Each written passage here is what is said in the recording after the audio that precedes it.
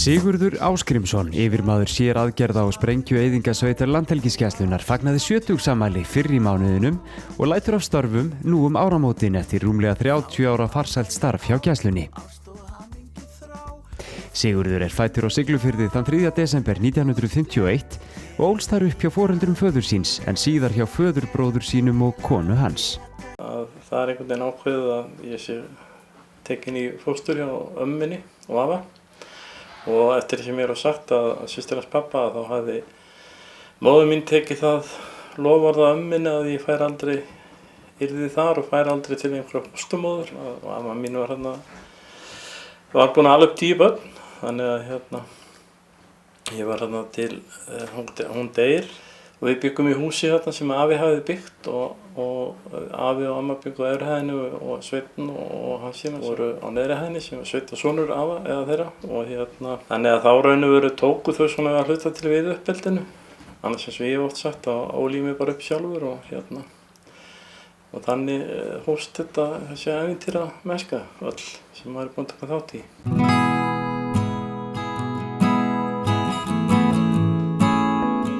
Sigurður lauk gagnfræðiprófi á Siglufirði og stundaði nám við Iðnskóla bæjarins. Að gagnfræðiprófi loknu fór hann til sjós en flutti síðan til Vestmannaeyja árið 1971.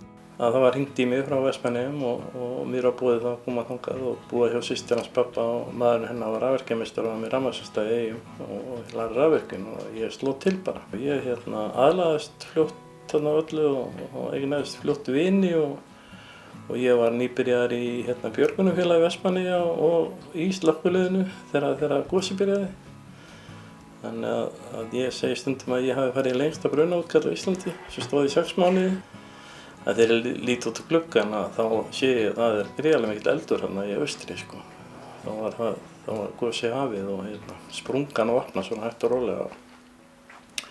Og ég hef alltaf verið fljótur að hugsa og svona lausna með að maður, þannig að ég vissi að frændi minn sem var í stýrimannaskólanum, hann bjó leiði austast í bæinn.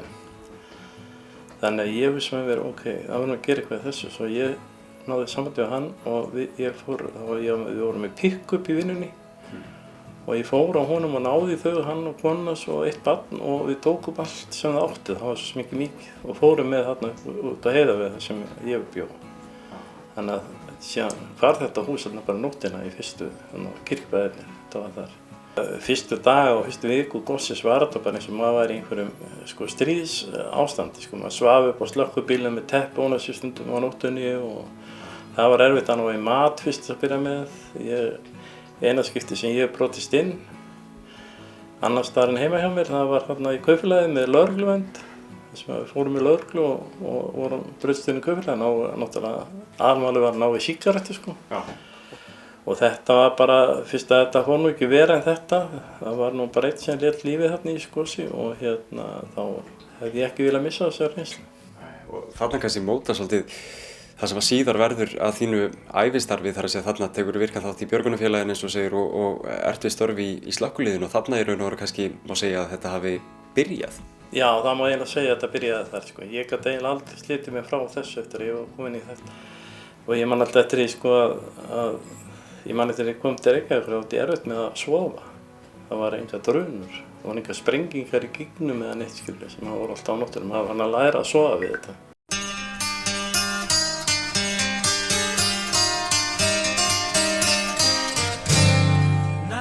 Sigurður kvæntur Ingibjörgu Ósk Þorvaldsdóttur kennara og saman eiga þau 3 börn. Og við keyptum svo bara íbúð út á Seltjarnarnesi og hún fekk vinnu þar, kenna þar og hún búin að vera að kenna það síðan og við erum búin að gift núna í 42 ár. Sigurður flutti til Reykjavíkur áramótin 78-79 og starfaði við rafvirkjun, meðal annars hjá segli og hafskipi áður en hann réð sig til starfa hjá Landhelgisgæslunni í lok árs 1989. Það kom eiginlega til þannig að ég var að vinna sér rafvirkju, ég var að vinna í segli og á sama tíma þá ég og vinur minn, við stofnum fyrirtæki sem heitir Vöruvernd og ennþá starfandi, það reyndar undir hatti Securitas í dag held ég. og við vorum svona brautryðjendur í því að setja þjófavarnarmerki í föt og búnað. Og mér fannst þetta bara hundleiðilegt, ég átti aldrei frí, það var hringjartíma sérstaklega helgar og svona þegar búðir voru opnar. Þannig að við ákváðum að selja þetta. Vinnum minn í Segli, þá var ég mikið að vinna bara í varðskipunum, sem rafvirki. Og það er mjög gaman af því og smá saman þá bara kynntist ég þeim mönnum sem að sáum eins og Ingvari heitnum Kristjánsinni sem var þá sprengihjálpræðingur Gæslunnar og Gylfa Gæssinni. Og eitthvað hafa séð í mér því að þeir spurðu mig hvort ég hefði áhugaði að ef ég sendur út í Bandaríkjana þá stóð til að fara þangað í ársnám í þessu IOD en svo var það nú ekki og þannig að ég var sendið Danmörkur.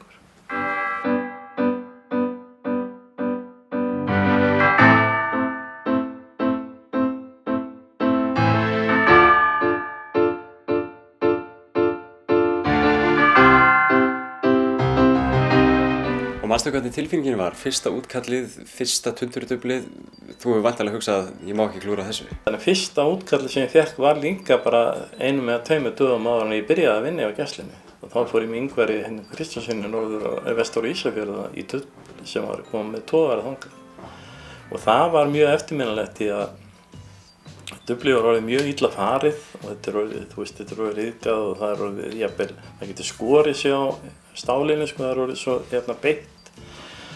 Og við erum að hífa þetta Dubl upp á bryggju og upp á vörbíl og það er sjónvarp og að stilla sér upp þarna og fullt af fréttamönnum og alveg voðalega margir að fylgjast með það, eiginlega spennandi og það, svo þegar Dublið er komið í manni hvað mikla hæðir þá slitnar bandið og það dettur í bryggjuna.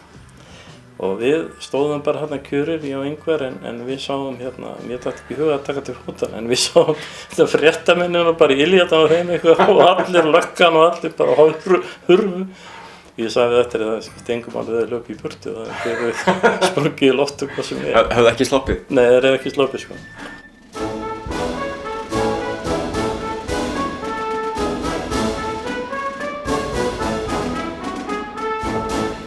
En hvað með áhugan á þessum gömlu hernaðarmönnum? Kviknaði hann þarna eða hefur hann alltaf verið til staðar hjá þér? Ég held að hann hafi alltaf verið til staðar því að ég átti heilmikið safn af bókum öll stríðsárin og allt sem tengist hernaði og stríði sem ég er búinn að lesa alveg spjaldan á milli og áður en ég byrjaði sko. Þannig ég hafði alltaf áhuga á því að við vorum að gera sko, sem strákur og Siglufirði. Þá var ég með vinum mínum og 2 öðrum. Þá vorum við að reyna að búa til eldflaugar og voru vindlahylgjum. Og við vorum að búa til okkar eigið púður og svona og var búin að finna bók á bókasafninu hvað þetta er að nota í að búa til púður og vorum alltaf að gera eitthvað svona einhverja tilraunir og sprengja eitthvað en aldrei neitt, við fórum þá með það einhver inn á fjörðið eða einhvers staðar þar sem og ég hélt þessu áfram í Vestmannaeyjum þegar ég kom þangað og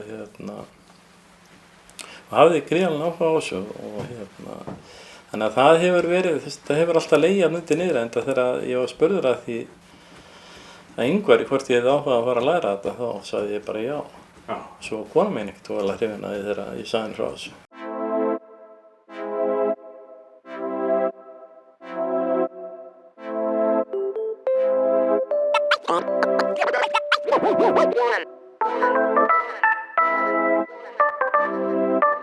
En hvernig voru bara þessi upphafsár í deildinni? Það voru bara mjög skemmtileg sko. Það var náttúrulega sko kafi í tæknimálunum. Þannig að raun og veru voru við að reka tölvudeild, ég og Gylfi á samhliða sprengdeild í bara þangað til að við flytjum hingað 2005 held ég skólið. Þetta var mjög gaman að taka þátt í þessari þróun.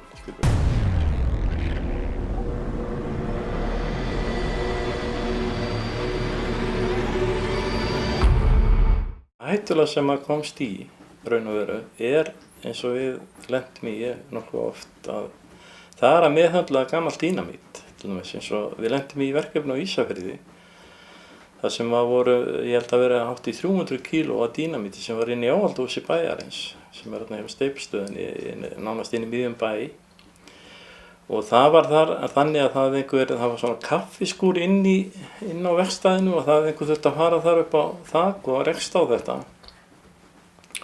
Og við förum hana norður, ég og Gylfi, vestur segi og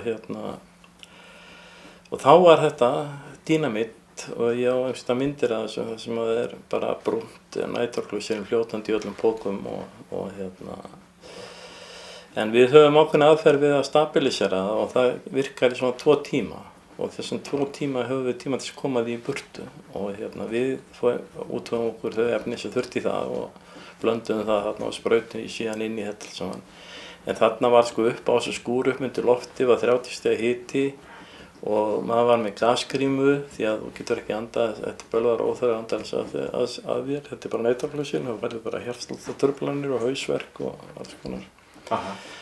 Þannig að svo fengum við vörubíl, stóran vörubíl, fullan af sandi og mokuðum svona gíg ofan í pallinn á honum og þaðan fluttum við svona hvern póka svona tíndum og ofan í þetta og keyrðum svo með þetta út á Arnarnes þar sem við komum þessu fyrir og kveiktum í þessu og brendum það. Hjartslátturinn hlýtur að vera aðeins örari eða ekki? Jú, hann auðvitað það en þú veist, maður samt einhvern veginn, þetta svo skrítið, maður hugsa ekkert út í það sko, maður bara hugsa að leysa verkefni og að því að við höfum fengið mörg svona, ég veit ekki hvað ég fari oft í gamalt dínamitt, ég meira sér náði gamalt dínamitt inn í eldhússkáp í eldhúsi á Bóndabæ því að bændur máttu vera með dínamitt í gamla daga til að sprengja steina í túnum og svona og þetta ótrúlega staður upp á háalofti og bara neymitt sko, bara ég þurfti að ná í dínamitt í tíðan. Að þú horfir á þessi rúmu 30 ár sem þú ert búin að vera hérna, og þetta eru margar sögur, ég heyri það, sko, hvað eftirminnilegast?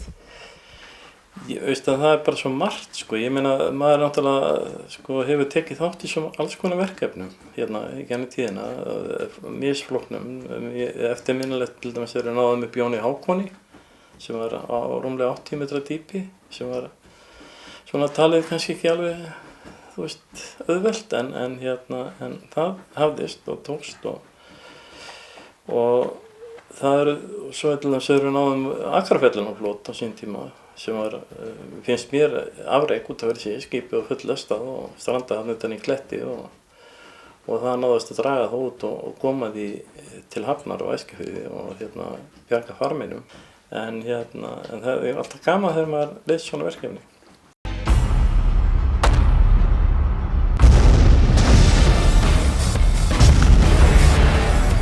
Síðan hefur lent í alls konar skrýtnum atvikum. Þar á meðal hefur þurft að bólusetja kindur. Segðu mér hans frá því. Já, það var dálítið merkilegt sko. Þannig var að í Vigri, þar jörð og þar eru kindur. Og Jónas heitinn sem nú dáinn núna, hann var þarna með kindur og allt í einum undan eftir því að hann hefði verið eitthvað að taka til einhverju geymslu og þarna væru sko hann kom fram á mikið af dínamíti sem var orðið kristallserað og allavega og hafði áhuga á því að losna við þetta og þeir hefur notað þetta þegar þeir voru að reyna að búa til höfn þetta. Og þannig að við fórum, það var ákveðið að þyrlan þetta fór upp á Straumnesfjall með viðgerðarmenn og við fórum með, ég og Jónas og einn í viðbót og við lendum hérna í Vigri og byrjum við bara að tyggja móttökum með bara heitum mat og fínt og svo höfum við þarna og eyðum þessu dínamíti og það sem þyrlan var ekki komið tilbaka og þá segir kallinn, geti aðstofaði með hans, já, við fórum með honum og þá var það að bólusetja kindur hjá honum í fjárhúsinu. Og það var, ég var nú í sveit í mörg ár en aðra en þessu stippu hef ég aldrei komist í því að það greinlega verið stungið undan kindunum þarna í einhverja mánuði því að það var svoleiðis hlandsvækjan að við erum bara eiginlega varla að komast inn. Svo erum við þarna í þessu og svo allt hinni þyrlan að koma þannig að við þurfum að hlaupa og við þeir rétt bara tilla niður hjólunum og svo voru opnað og við skullum okkur inn og dótinu og svo bara lágu það væri bara opnað allt aftur og spyrir hvernig andskotan voru þið að gera maður þeir líkti eins og skítahaugur og það var náttúrulega undir skónum og allt kindaskíturinn og það var þetta reynilega bara neyðarástandinu borð Eins og betur þá var flogið inn á Ísafjörð að taka eldsneyti þannig að við gátum aðeins farið út þar og loftað. Já, en heimferðin hefur verið svona frekar krefjandi allavega fyrir alla aðra en ykkur? Já, alla aðra en okkur sko, því að við náttúrulega fundum ekki orðið neitt sko, því að þetta var bara eins og ég veit ekki hvað.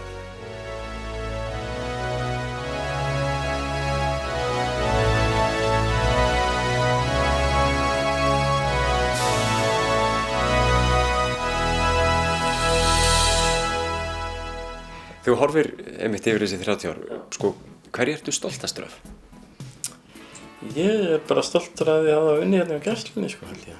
Ég hefur alltaf ég bara finnst það bara flott og þetta bara lífstíll og ég bara mjög stoltur af því að hafa fengið tækifæri og það svo ótal mörg verkefni sem að maður hefur, ég meina, þú veist, bara það sem maður hefur leitað týndu fólki og það hefur borið árangur hérna tíðina, það svona gefur manni, þú veist, þó það alltaf finnist ekki á lífi en þannig að við höfum tekið þátt í bara svo mörgu sko að það eiginlega, ég geti verið hérna í allan dag og talið upp sko en ég held að ég sé bara stoltur að ég vinna hérna.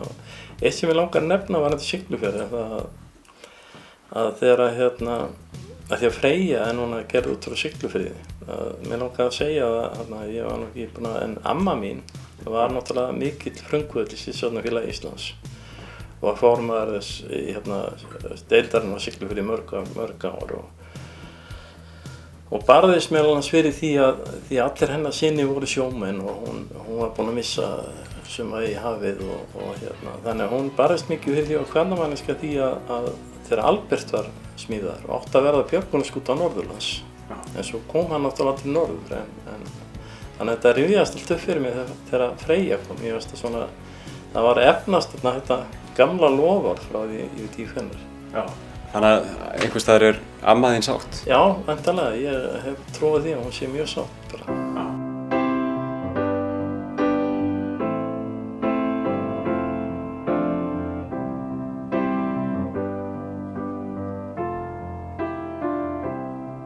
Ég er mjög stoltur af því að skila, mér finnst ég verið að skila hérna góðu búi, skilur við. Við erum hérna 1,5 þegar ég kem hérna og nú erum við 6 og síðan kemur inn loftrýmisgæslan og allt þetta sem að auðvitað þýðir það að við verðum að eiga þetta viðbragð á Íslandi ef við ætlum að vera sjálfstæðir í þessu, ætlum ekki að bíða hér eftir ef eitthvað kemur fyrir flugvél á Keflavíkurflugvelli, krassaðar orðsþota hlaðin sprengjum, þá erum við að bíða í 12-14 tíma eftir einhver liði hérna frá Evrópu eða Bandaríkjunum til þess að hreinsa flugbrautina. Við eigum hérna menntaða menn sem geta vita hvernig ná að bregðast við og hvað á að gera og hvað þarf að gera. Og þannig að þetta skiptir allt miklu máli. Verður erfitt að slíta sig frá sprengjónum? Já, aðalast fólkinu sko, þú veist. Maður saknar þess að hitta þá hérna á hverju mótni og svona og allt þetta bara, þú veist, sem í kringum þetta.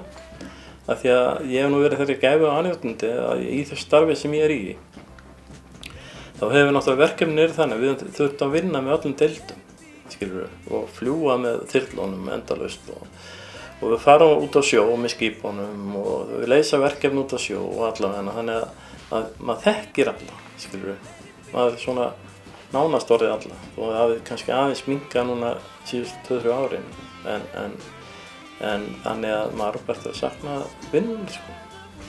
Siggi, gangið þér allt í haginn og takk fyrir samstarfið. Já, takk fyrir sömuleiðis bara.